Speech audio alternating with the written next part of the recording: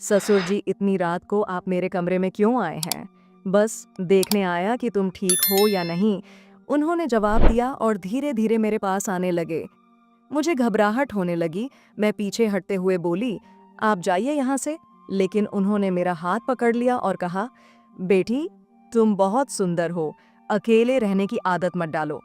अब मेरे सब्र का बांध टूट गया। ससुर जी मेरे और नजदीक गए और फिर पूरी रात। हेलो दोस्तों, कहानी बहुत रोमांटिक है, इसलिए लास्ट तक जरूर सुनिए और वीडियो को एक लाइक जरूर करें। दोस्तों, मेरा नाम नेहा है और मैं उत्तर प्रदेश की रहने वाली हूँ। एक पढ़ी लिखी, संस्कारी और समझदार लड़की। मैं दिखने में बहुत ही खूबसूरत लगती हूँ। गोरी चिट्टी, काले घने लंबे बाल, लाल होंठ, चिकने गोरे गाल मेरी खूबसूरती को चार चांद लगा देते थे। मेरे पापा सरकारी स्कूल में अध्यापक थे और मम्मी घर का ही कामकाज संभालती थी। मेरा एक छोटा भाई रोहित, जो अभी कॉलेज में पढ़ रहा था। हमारा परिवार छोटा था लेकिन खुशहाल था। पापा ने हमेशा हमें सिखाया था कि इंसानियत और रिश्तों की मर्यादा सबसे ऊपर होती है। मैं बचपन से ही पढ़ाई में तेज थी। कॉलेज के दिनों में कई बार सोचा कि आगे जाकर कुछ बड़ा करूंगी, कुछ ऐसा जिससे मेरे माता पिता गर्व महसूस करें। लेकिन जैसे ही मेरी पढ़ाई पूरी हुई, मेरे लिए अच्छे रिश्ते आने लगे। पापा और मम्मी मेरे लिए एक योग्य वर्ग की तलाश में थे। तभी एक रिश्ता आ गया, पीयूष अग्रवाल का। वह कानपुर में एक बड़ी मल्टीनेशनल कंपनी में मैनेजर था। घर परिवार अच्छा था। ससुर जी सरकारी विभाग से रिटायर्ड थे और सासू माँ बीमार रहती थीं। माँ पापा को यह रिश्ता पसंद आया और देखते ही देखते मेरी शादी तय हो गई। शादी बड़ी धूमधाम से हुई। मैं लाल जोड़े में सजी माँ पापा से विदा होकर एक नई दुनिया में कदम रख रही थी। मेरी आंखों में भविष्य के हजारों सपने थे। सोचा था कि नए घर में मेरी एक नई पहचान बनेगी, मैं एक नई जिंदगी शुरू करूंगी। ससुराल में शुरुआत में सब कुछ ठीक था। मेरी सास बीमार रहती थी, इसलिए घर की जिम्मेदारी मेरे ऊपर थी। पीयूष अच्छा इंसान था। वह मुझे प्यार करता था, मेरी इज्जत करता था। मुझे लगा कि मैं सही जगह आई हूँ, लेकिन मुझे यह नहीं पता था कि इस घर की एक दीवार ऐसी भी थी जिसके पीछे का सच जिंदगी को बदल कर रख देगी। ससुर जी अरुण अग्रवाल, उनकी उम्र 55 साल थी, लेकिन देखने में फिट और ताकतवर लगते थे। शुरू में वह बहुत अच्छे इंसान लगते थे। हमेशा मुझसे प्यार से बोलते, मेरी मदद करने की कोशिश करते और मुझे बेटी कहकर बुलाते थे। मैंने सोचा कि मैं कितनी भाग्यशाली हूँ कि मुझे ऐसा ससुर मिला, लेकिन धीरे धीरे कुछ अजीब सा महसूस होने लगा। शादी के कुछ ही हफ्तों बाद मैंने महसूस किया कि ससुर जी मेरी ओर ज़रूरत से ज़्यादा ध्यान देने लगे हैं। मैं किचन में होती तो बहाने से आ जाते और कहते, बहू मैं देख रहा हूँ, तुम बहुत मेहनती हो, लेकिन ज़्यादा थकना मत। जब भी मैं घर में अकेली होती तो वह अचानक कहीं से आकर बात करने लगते। कई बार उन्होंने कहा, बहू, इस घर में तुम्हें कोई तकलीफ हो तो मुझे बताओ, पीयूष को बताने की ज़रूरत नहीं है। अगर मैं सोफे पर बैठी होती तो वह भी वहीं आकर बैठ जाते। शुरू में मैंने इन चीज़ों को ज़्यादा तवज्जो नहीं दी। मुझे लगा कि शायद यह सिर्फ मेरा वहम है, लेकिन जैसे जैसे दिन बीतते गए उनका व्यवहार और भी अजीब होने लगा। एक दिन दोपहर मैं किचन में खाना बना रही थी और मेरी सास अपने मायके गई थी और पीयूष ऑफिस में था। घर में सिर्फ मैं और ससुर जी थे। मैं रोटियां बेल रही थी कि अचानक मुझे अपने पीछे किसी की मौजूदगी का एहसास हुआ। जब मैंने पलट कर देखा तो ससुर जी एकदम पास खड़े थे। बहू, अकेले मन नहीं लगता? उन्होंने हल्की मुस्कान के साथ पूछा। मैं थोड़ी असहज हो गई और जवाब दिया, नहीं ससुर जी, मैं तो बस खाना बना रही थी। अकेले रहने की आदत डालनी चाहिए, लेकिन कभी किसी सहारे की जरूरत हो तो मुझसे कहना, उन्होंने धीमी आवाज में कहा। उनके कहने का अंदाज अजीब था। मैं घबरा गई। उनकी आंखों में एक अजीब चमक थी।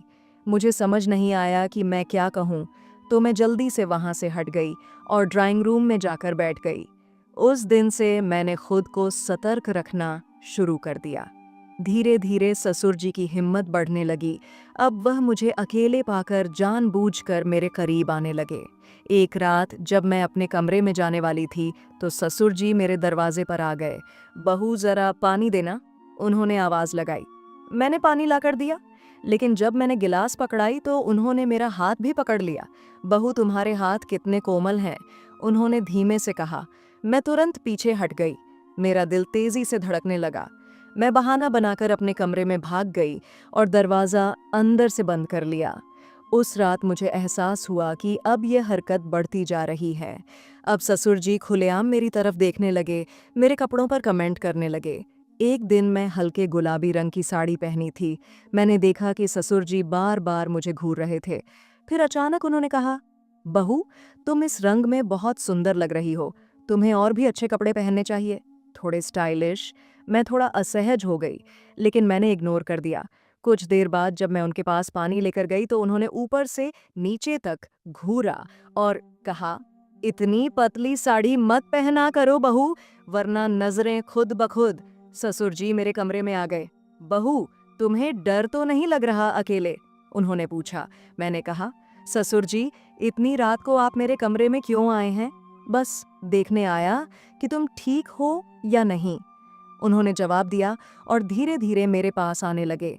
मुझे घबराहट होने लगी। मैं पीछे हटते हुए बोली, आप जाइए यहाँ से। लेकिन उन्होंने मेरा हाथ पकड़ लिया और कहा, बहू, तुम बहुत सुंदर हो, अकेले रहने की आदत मत डालो।